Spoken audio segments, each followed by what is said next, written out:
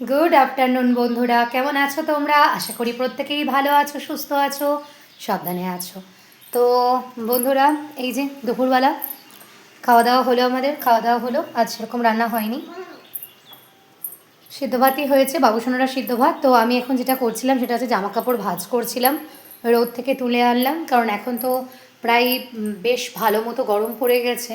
তো কোনোভাবেই আর বিকেল 3টে কিংবা 4টে অবধি ফেলে রাখা যায় না।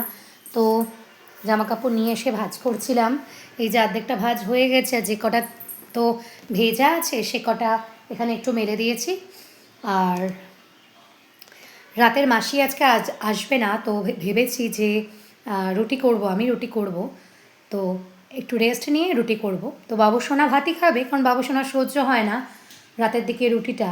আর এখনও জামা কাপড় ভাঁজ করতে অনেক মানে ভাঁজ করব, কারণ আমি ওই আলমারি থেকে বের করে টোটাল আলমারি পরিষ্কার করছিলাম। তো ভাবলাম তোমাদের সাথে একটু শেয়ার করি। তো চলো বন্ধুরা, ভিডিওটা ভালো লাগলে অবশ্যই মানে চ্যানেলটাকে সাবস্ক্রাইব করে দিও, লাইক করে দিও, শেয়ার করে দিও। আর কেমন লাগছে তোমাদের অবশ্যই কমেন্টসে জানিও।